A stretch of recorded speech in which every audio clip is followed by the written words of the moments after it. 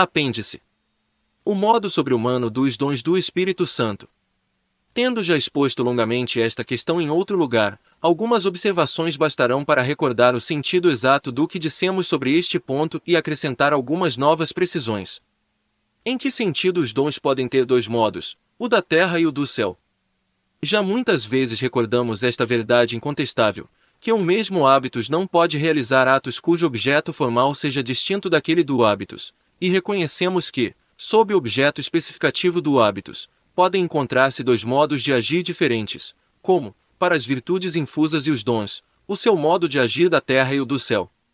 Mas dissemos, sobretudo, que um mesmo hábitos não pode ser princípio de atos que tenham modos distintos, como o da terra e o do céu, a menos que o primeiro modo esteja ordenado ao segundo, tendo ambos, assim, um mesmo objeto formal. Ora, segundo um opúsculo recente, escrito num sentido totalmente oposto, os dons do Espírito Santo teriam já neste mundo, segundo São Tomás, dois modos especificamente distintos, um ordinário, e o outro extraordinário em si mesmo, sem este último necessário para a contemplação infusa dos mistérios da fé, a qual não estaria, assim, na via normal da santidade. Nós respondemos, e tal era o essencial de nossa resposta. A não pode passar em silêncio, se houvesse neste mundo, para os 7 dons do Espírito Santo, dois modos especificamente distintos, dos quais um seria ordinário, e o outro seria, não apenas eminente, mas extraordinário de fato e de direito. O ato caracterizado pelo modo humano não estaria ordenado ao ato cujo modo seria sobre-humano e extraordinário em si mesmo, não lhe estaria ordenado mais que aos atos que supõem as graças grátis datai. Como a profecia. Bem ao contrário, o ato dos dons exercido na terra está essencialmente ordenado ao do céu. Eles estão, como reivindicou São Tomás nas questões disputadas, in eadem serie motus, na mesma série de operações, e se a última delas não se realiza, todas as precedentes deixam de alcançar o seu fim. Esse texto das questões disputadas não se opõe, portanto, de modo algum ao que dissemos. Ele não diz que há, para os 7 dons do Espírito Santo aqui na terra, dois atos especificamente distintos, dos quais um seria ordinário e o outro extraordinário em si mesmo. Ele diz justamente o contrário, pois exige que, para um mesmo hábitos, o ato menos perfeito esteja ordenado ao segundo, como o fundamento do edifício está ordenado à construção deste, e como a vida cristã da terra está ordenada à vida do céu. Tínhamos até mesmo sublinhado, no texto de São Tomás invocado contra nós, a palavra ordinetur, que tinha sido negligentemente desconsiderada. Os estudos carmelitanos de abril de 1933, na página 250, com a assinatura de Dalbiez, fizeram a mesma observação que nós, colocando em 2 colunas o texto integral de São Tomás e a citação que dele fizera o padre Crisógono, omitindo estas significativas palavras. Se não forem tomados como ordenados um ao outro, não serão as mesmas virtudes, nem o mesmo ato, nem o mesmo hábito. Dalbiez acrescentava, a passagem que sublinhei, e que o padre Crisógono não citou, é muito pouco favorável à sua tese. É preciso renunciar a encontrar nesse texto, por assim dizer, definitivo, o menor apoio à tese dos dois modos, humano e sobre-humano, do ato terreno dos dons do Espírito Santo. A Revista das Ciências Filosóficas e Teológicas, novembro de 1932, na página 692, Padre Perinelli, faz a mesma observação sobre o argumento central da tese, e acrescenta que o padre Crisógono enganou-se ao dizer que existe, segundo São Tomás, 3 virtudes intelectuais infusas, entendimento, ciência e sabedoria, paralelas aos dons do Espírito Santo, e que os dons somente se tornaram necessários depois da queda. O que mais nos interessa aqui é que não foi absolutamente provado o ponto principal que se queria estabelecer, que os dons tenham, aqui na Terra, 2 modos de operar especificamente distintos, um ordinário, e o outro extraordinário em si mesmo, que caracterizaria a contemplação infusa. Será que, modo sobre-humano, dos dons pode estar latente? Temos afirmado muitas vezes que, de ordinário, o modo sobre-humano dos dons está inicialmente bastante escondido na via ascética, e que se torna mais manifesto na via mística, ao menos aos olhos de um diretor experiente. Para ser mais preciso, a influência dos dons na via ascética pode ser, ou latente, é bastante frequente, fazendo pensar na brisa que apenas facilita o trabalho dos remadores, ou manifesta, mais rara, em certas circunstâncias marcantes, enquanto que, na via mística, ela é ao mesmo tempo frequente e manifesta, embora nem sempre seja tão evidente como nos grandes contemplativos, mas seja por vezes difusa, embora muito real, como no caso dos santos que têm uma vocação ativa, como São Vicente de Paulo.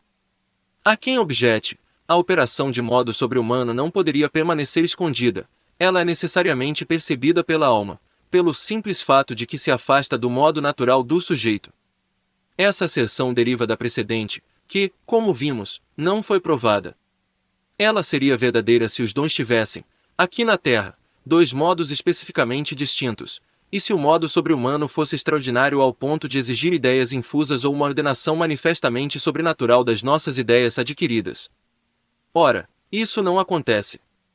Mesmo no caso da profecia, que é uma graça extraordinária, pode haver, como diz São Tomás, um instinto profético oculto até mesmo aos olhos de quem o recebe, e pelo qual este pode, como Caifás, profetizar sem o saber. A mente do profeta é instruída por Deus de duas maneiras, primeiro por revelação explícita, de outra forma por um instinto muito oculto, que as mentes humanas desconhecedoras sofrem, como diz Agostinho. Se isso é verdade em relação à profecia, que é uma graça em si extraordinária, com maior razão é verdade quanto à inspiração especial do Espírito Santo, a qual os dons, presentes em todos os justos, devem torná-los dóceis. Todos os autores espirituais admitem que essa inspiração especial, semelhante à brisa que sopra no momento adequado, geralmente começa de forma latente, quase imperceptível, e que, quando não se lhe resiste, ela se torna geralmente mais forte, mais premente. Sobre este ponto, poderíamos citar inúmeras passagens da Escritura, dos Padres, de São Tomás e de São João da Cruz. Eles o dizem particularmente ao comentar as palavras de Jesus em João 3,8. O vento sopra onde quer, e ouves o seu ruído, mas não sabes de onde vem, nem para onde vai. Assim acontece com todo aquele que nasceu do Espírito. A inspiração, inicialmente latente, obscura, torna-se depois, quando se é fiel, mais manifesta, mais luminosa e mais premente. São João da Cruz diz até mesmo, na subida do Monte Carmelo, livro 2, é indispensável possuir esse conhecimento próprio da contemplação antes de abandonar a meditação discursiva. Observemos, contudo, que se trata de um conhecimento genérico. Ele se manifesta por vezes de forma tão delicada, tão sutil, sobretudo quando é totalmente puro, simples, perfeito, quando é realmente espiritual e interior, que a alma, embora o possua, não o percebe e não o experimenta. Não há dúvida, a inspiração especial que devemos receber docilmente pelos dons do Espírito Santo está muitas vezes bastante escondida. É preciso fazer silêncio em si mesmo, dizem os autores espirituais, para poder percebê-la, ouvi-la e então distingui-la daquela que poderia extraviar-nos. Aqui entra a questão do discernimento dos espíritos. A imitação de Cristo diz muitas vezes: toma nota destas coisas, minha alma, e fecha as portas da tua sensualidade, para que possas ouvir o Senhor teu Deus falar contigo. Livro 3, capítulo 1, item C2, 3. É certo que existem, de resto, muitos graus na docilidade ao Espírito Santo, desde o dia em que se começa a responder ao chamado da própria vocação, até o último instante em que se entrega a alma a Deus. Sendo assim, achamos que não deveria ser feita a pergunta seguinte: por acaso, existem graus, no desprendimento, das criaturas? Esse desprendimento será o mesmo para os grandes santos e para as almas que apenas atingiram um grau mínimo de perfeição? Fazer essa pergunta equivale a respondê-la. Nunca tivemos a menor dúvida sobre esse ponto. É preciso uma certa audácia juvenil para escrever: o desprendimento das criaturas deve ser o mesmo para todas as almas perfeitas, total, absoluta, universal. É impossível ter um meio termo entre ter e não ter defeitos. A perfeição exclui, pela sua própria natureza, todos os defeitos que são direta ou indiretamente voluntários.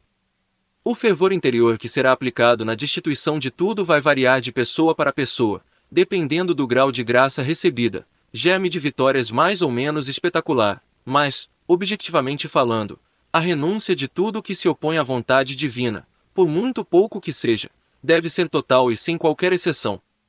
O formalismo lógico contido na fórmula, é impossível haver um meio termo entre ter e não ter defeitos, não deve fazer-nos esquecer a realidade concreta, nem a grande diferença que existe entre as almas perfeitas, desde a menos elevada até a Santíssima Alma de Cristo. Na realidade concreta, a renúncia, mesmo objetivamente considerada, progride juntamente com o fervor da vontade do sujeito que a pratica. É certo, com efeito, que uma alma já perfeita pode ainda progredir, e que, nela, o desprendimento das criaturas aumenta na proporção da união com Deus. São os dois aspectos do progresso da vida da graça, que continua na via omitiva. Assim também, os defeitos indiretamente voluntários, devidos a uma negligência da qual quase não se tinha consciência, são progressivamente eliminados, na medida em que o interior da alma é purificado e se une mais a Deus, com uma união mais íntima e mais contínua. Além disso, é certo que o justo, ainda que perfeito, embora possa evitar cada pecado venial em particular, não pode evitá-los todos continuamente, mas, ao crescer na caridade, ele os evita cada vez mais, de sorte que, na união transformante, como explica Santa Teresa, Sétima Morada, capítulo 2, a alma está quase inteiramente livre da perturbação das paixões. Enquanto está sob a graça atual da união transformante, ela não peça venialmente de forma deliberada. Fora desses momentos, acontece-lhe cometer ainda alguma falta venial, logo reparada. Nem toda alma perfeita está já confirmada no bem, algumas estão. Por fim, não esqueçamos que o desprendimento das criaturas era muito maior na Virgem Maria que nos maiores santos, pois ela nunca cometeu a menor falta venial. E era maior ainda na alma de Nosso Senhor, que não somente nunca pecou de fato, mas era, já neste mundo, absolutamente impecável. Portanto, é realmente simplista demais dizer que é impossível haver um meio-termo entre ter e não ter defeitos. O que é verdade, é que não há meio-termo entre ser absolutamente impecável ou não, entre evitar continuamente todo pecado venial ou não, entre querer ou não querer esforçar-se para evitá-los cada vez mais. Homo, puenitens, debe habere propositum si praea parrandia de peccata venialia minuenda São Tomás, terceira, que 87, artigo 1, ad 1. Mas, conforme esse querer seja mais ou menos intenso, eles serão mais ou menos evitados de fato. Com o progresso da caridade ou do apego a Deus, aumentará o desapego das criaturas. O padre Shadow insistiu muito sobre este ponto em seu belo livro A Cruz de Jesus. É óbvio que há vários graus naquilo que São Tomás assim define. A afeição de um homem é excluída não apenas do que é contrário à caridade, mas também de tudo que impede que as afeições da mente sejam dirigidas a Deus. Há aí diversos graus, mesmo quanto à exclusão dos pecados veniais. Aqueles que são perfeitos nesta vida são considerados ofendidos em muitos aspectos pelos pecados veniais que resultam da enfermidade da vida presente. Eis aí algo que não é nada simplista, mas é, contudo, a expressão simples do bom senso cristão. As purificações passivas são necessárias para eliminar os defeitos morais. Numa das suas respostas, o nosso oponente escreveu: pensamos que os defeitos marcados por São João da Cruz na noite escura sob o nome de pecados mortais são todos voluntários, e que, consequentemente, a alma pode, com a ajuda da graça comum, livrar-se deles. O reverendo padre acredita que a alma não pode ser purificada de gula espiritual, preguiça espiritual, orgulho espiritual, etc., pelo exercício do ascetismo. Repetimos aqui o que dissemos noutros sítios: se ela não conseguisse livrar-se dele, esses defeitos deixariam de ser voluntários e, portanto, não impediriam a perfeição. Responderemos que São Tomás evita essa maneira simplista e superficial de considerar as coisas, quando ensina a necessidade dos dons do Espírito Santo e das inspirações correspondentes para a salvação e a perfeição. E vimos mais acima que ele não admite de forma alguma que os dons possam ter aqui na terra dois modos especificamente distintos, um deles ordinário e o outro extraordinário em si mesmo, como o das graças grátis datai. A alma não pode livrar-se de certos defeitos morais se não vela a docilidade às inspirações especiais do Espírito Santo, e seria totalmente falso dizer que, se a alma não pode livrar-se deles sem essas inspirações especiais, esses defeitos já não são voluntários e, portanto, não impedem a perfeição. Os dons do Espírito Santo são precisamente concedidos a todos os justos para que recebam docilmente essas inspirações especiais, cujo modo sobre-humano inicialmente latente se manifesta cada vez mais, se a alma é dócil. São Tomás diz em termos próprios, segunda na questão 68, artigo 2, nem todas as coisas são conhecidas pela razão humana, nem todas as coisas possíveis são tomadas como perfeitas pela perfeição natural, ou tomadas como perfeitas pelas virtudes teologais. De onde é impossível em todos os aspectos repelir a loucura e coisas semelhantes, das quais é feita menção lá. Mas ele, cujo conhecimento e poder estão sujeitos a todas as coisas, nos torna seguros por seu movimento de toda loucura, ignorância, idiotice, dureza e coisas semelhantes. E, portanto, os dons do Espírito Santo, que nos fazem bem seguir seu instinto, são dados contra tais defeitos. Sustentamos, pois, que as inspirações especiais do Espírito Santo são necessárias para que a alma seja purificada, de uma certa rudeza ou dureza, do embotamento, da estupidez espiritual e outros defeitos semelhantes, que não apenas se opõem a uma certa pureza psicológica, mas também à pureza moral. Sem a docilidade progressiva a essas inspirações especiais do Espírito Santo, o fundo da alma não será purificado do egoísmo mais ou menos inconsciente que se encontra nele e que se mistura, sob a forma de negligência indiretamente voluntária, a muitos de nossos atos, e a muitas omissões mais ou menos culposas. Dizer que as purificações passivas não são necessárias, seria negar a necessidade da purificação passiva da vontade, aquela que liberta de toda mistura humana os atos de esperança e de caridade. Lembremos apenas o que escreveu Santa Teresa em vida: é preciso, segundo certos livros, ser irrente ao mal que se diz de nós, e mesmo alegrar-se mais de se dissessem bem, ter em pouca conta a honra, ser totalmente desapegado de seus familiares, e uma quantidade de outras desse gênero. Em minha opinião, trata-se de puros dons de Deus, esses são bens sobrenaturais. Sabemos o sentido que Santa dá a essa palavra. Ela afirmou muitas vezes, de resto, que o progresso das virtudes acompanha normalmente da oração e que uma profunda humildade é geralmente o fruto da contemplação infusa da infinita grandeza de Deus e da nossa miséria. Isso não é uma coisa acidental, é o desenvolvimento normal da vida interior. Quanto a São João da Cruz, está claro que para ele as purificações passivas são necessárias para a pureza profunda da vontade. Basta lembrar o que ele diz sobre os defeitos que tornam necessária a purificação passiva dos sentidos e a do espírito. Noite Escura, livro 1. Nesses últimos capítulos, ele fala das manchas do homem velho, que permanecem ainda no espírito como uma ferrugem que não desaparecerá senão sob a ação de um fogo intenso.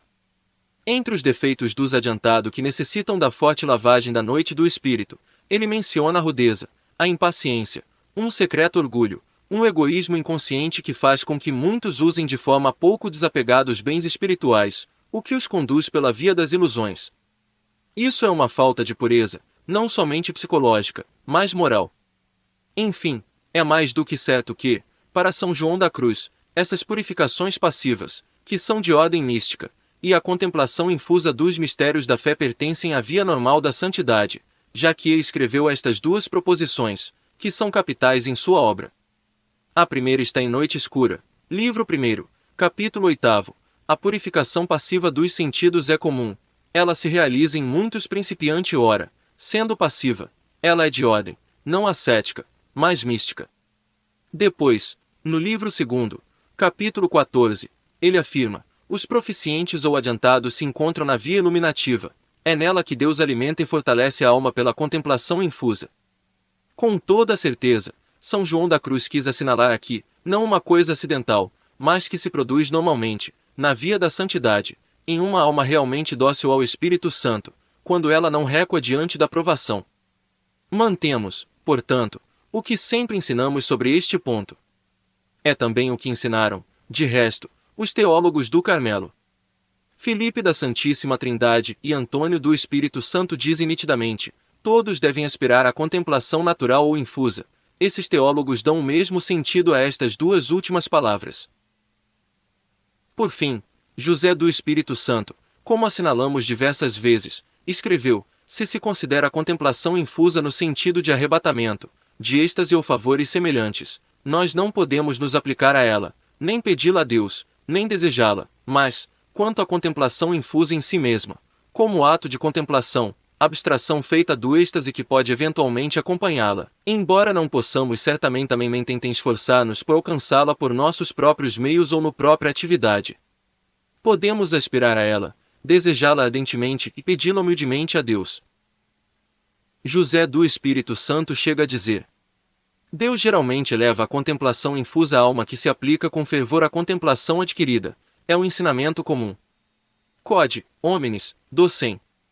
Nós nunca dissemos outra coisa, e esse é realmente o ensinamento de São João da Cruz, plenamente conforme ao que nos deixou São Tomás sobre os 7 dons do Espírito Santo que estão ligados à caridade e que, a título de hábitos, infuso, crescem com ela, sem eles, e sem as inspirações especiais às quais eles nos tornam dóceis, não se pode conceber a plena perfeição da vida cristã.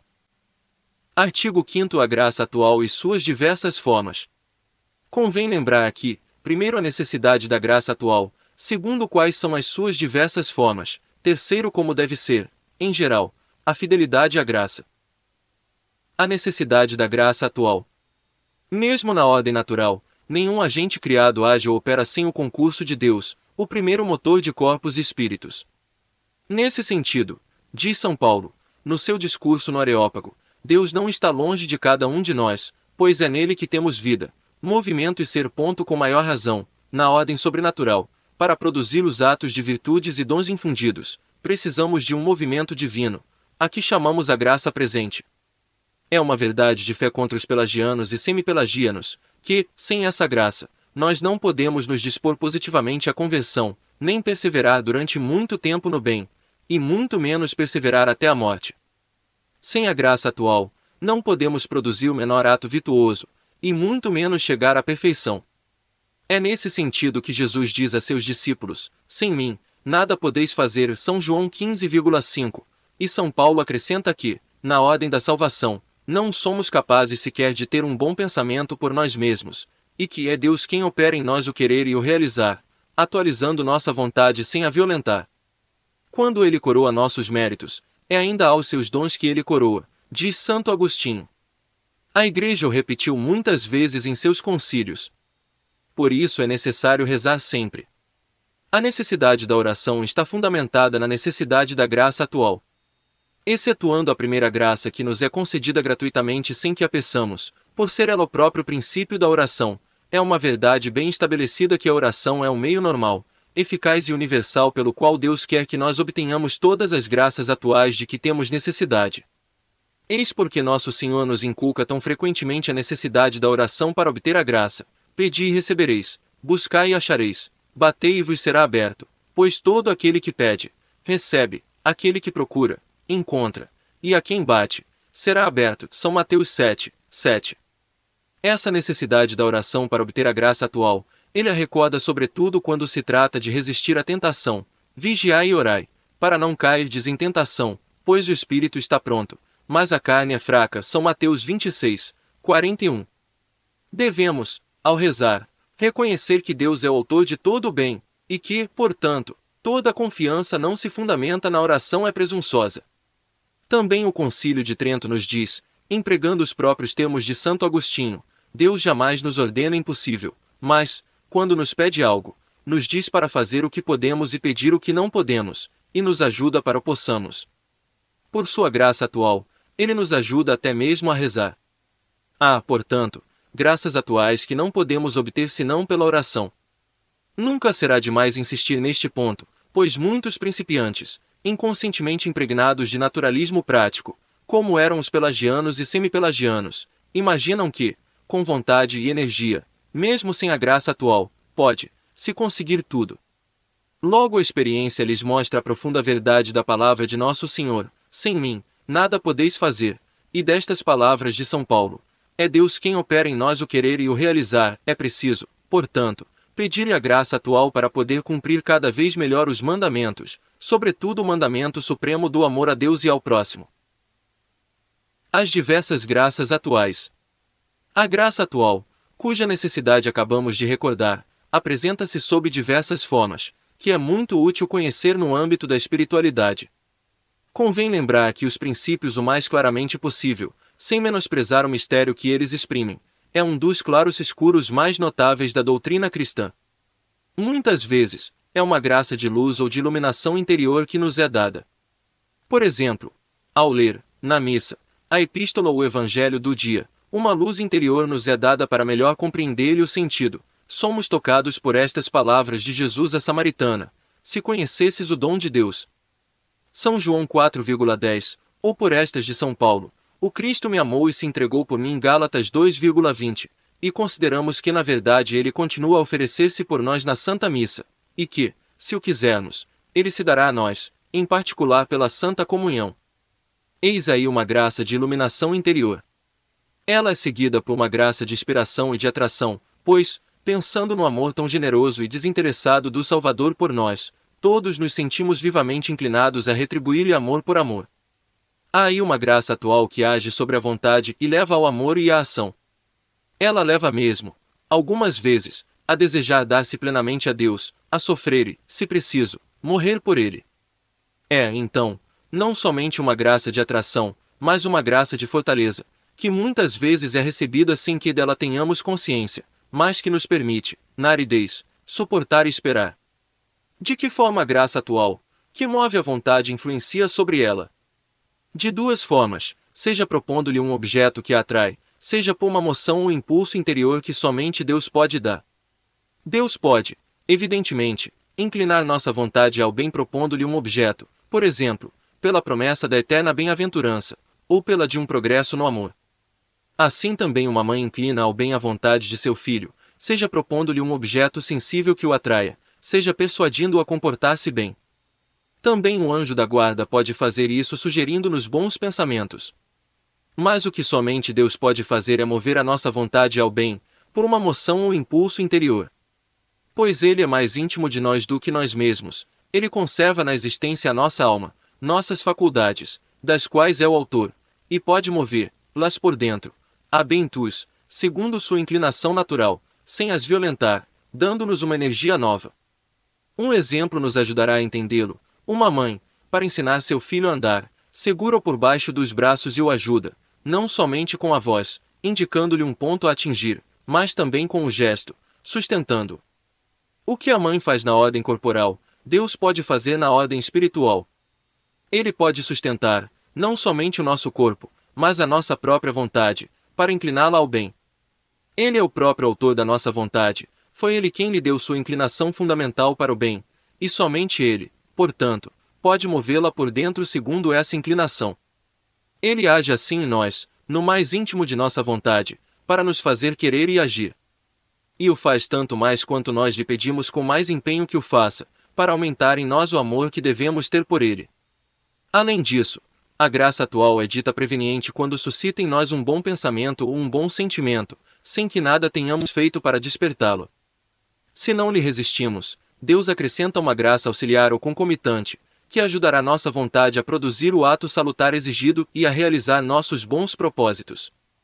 Assim, Deus opera em nós o querer e o fazer, como diz São Paulo.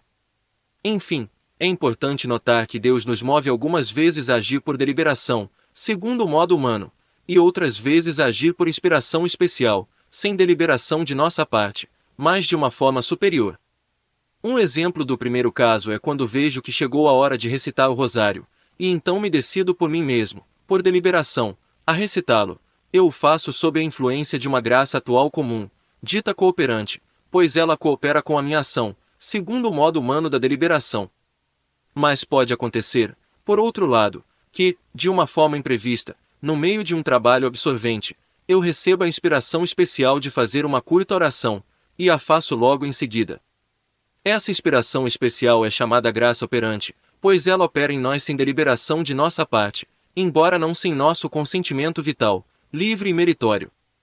No primeiro modo, Deus nos move geralmente a agir segundo o modo humano das virtudes.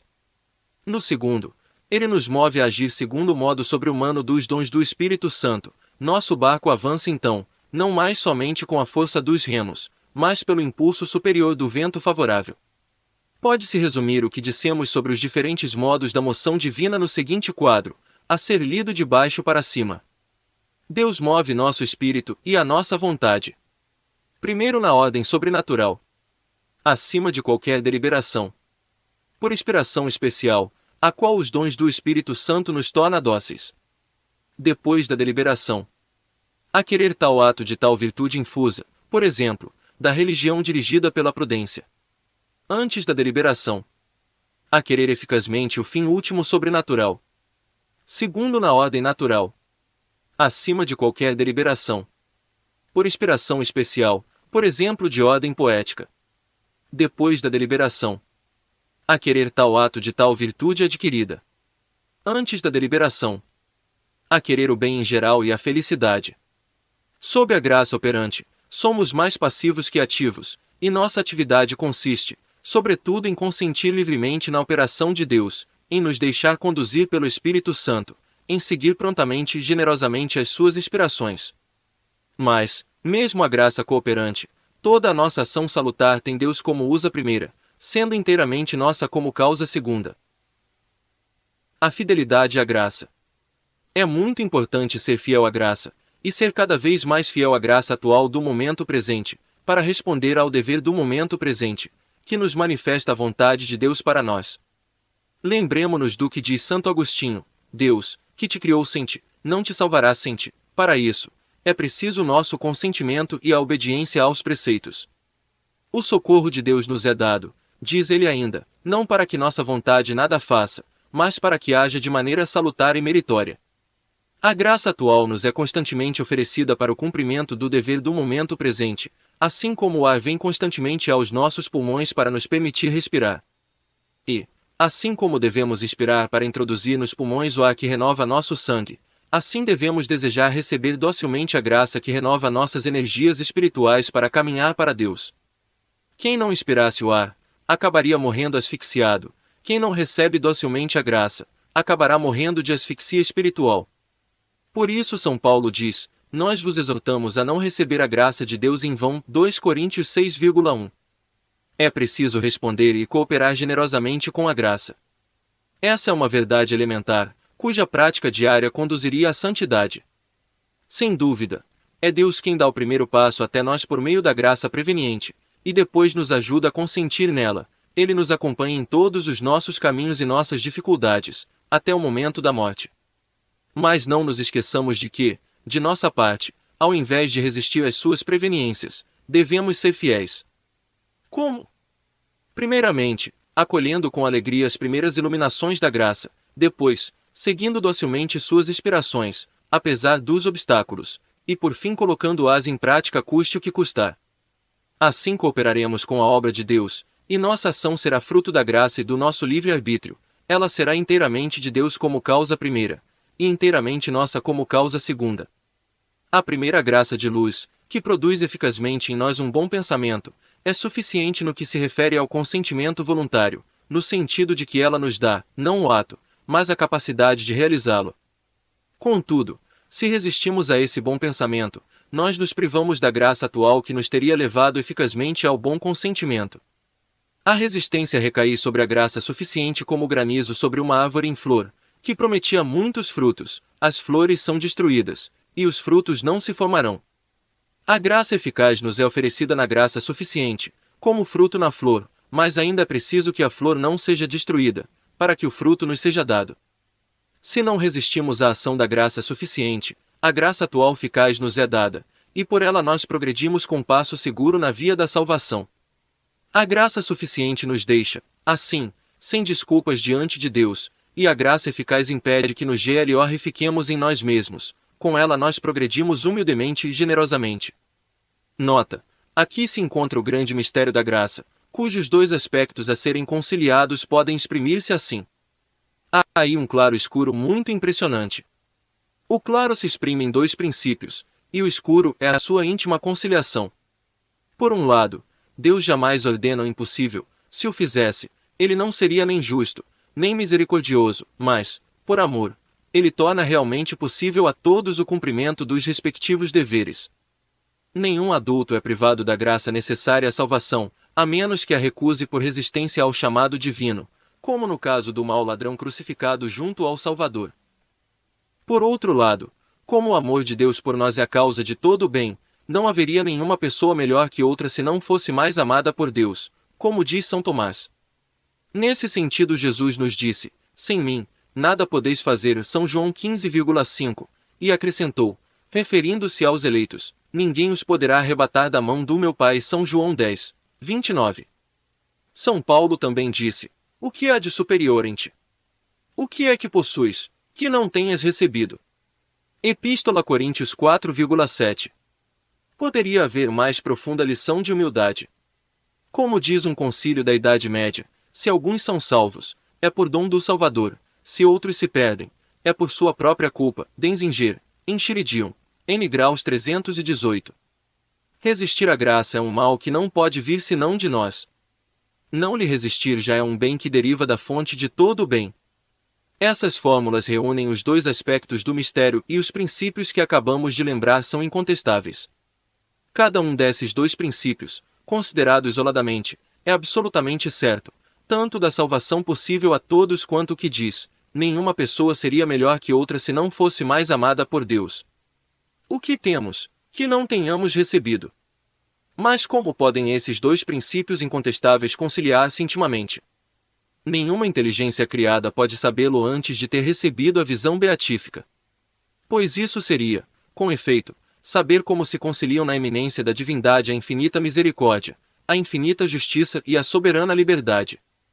Em outro lugar expusemos mais longamente este problema, em suas relações com a espiritualidade, confronte com perfectium cretini e contemplatium, e a mística e a doutrina de São Tomás sobre a eficácia da graça, providência e confiança em Deus, a predestinação dos santos e a graça. Fim da nota. Não resistamos às divinas proveniências de aquele que nos agraça santificante, as virtudes infusas, os dons, e que todo dia nos atrai a si. Não nos contentamos com uma vida MSRE, e com não produzir senão frutos imperfeitos, quando no Salvador veio, para que todos tenham a vida em abundância, para que rios de água viva jorrem de nosso peito, para que cheguemos a gozar eternamente da bem-aventurança de que Ele mesmo goza. Deus é magnânimo, sejamo-lo também nós. Essa fidelidade é requerida, em primeiro lugar, para conservar a vida da graça, evitando o pecado mortal. Ora, a vida da graça é incomparavelmente mais preciosa que a vida do corpo, mais preciosa que o poder de fazer milagres. Seu valor é tão grande que o Salvador se entregou à morte para devolvê-la a nós. Se nos fosse dado contemplar diretamente o impressionante esplendor da graça santificante, seríamos arrebatados. A fidelidade é requerida, além disso, para merecer e obter o aumento da vida da graça em nós. Ela deve crescer até a nossa entrada no céu, já que somos viajantes a caminho da eternidade, e que dela nos aproximamos ao crescer no amor de Deus. Daí a necessidade de santificar todas e cada uma de nossas ações, mesmo as mais ordinárias, realizando-as com pureza de intenção, por um motivo sobrenatural e em união com nosso Senhor. Se fossemos assim fiéis desde a manhã até a noite, cada um de nossos dias conteria centenas de atos meritórios, centenas de atos de amor a Deus e ao próximo, em todas as ocasiões agradáveis ou difíceis, e à noite a nossa união com Deus seria mais íntima e mais forte. Muitas vezes se disse: não há meio mais prático, mais eficaz, mais ao alcance de todos, para santificar-se, do que sobrenaturalizar assim todas as nossas ações, oferecendo-as com Cristo a Deus, para a sua glória e para o bem das almas.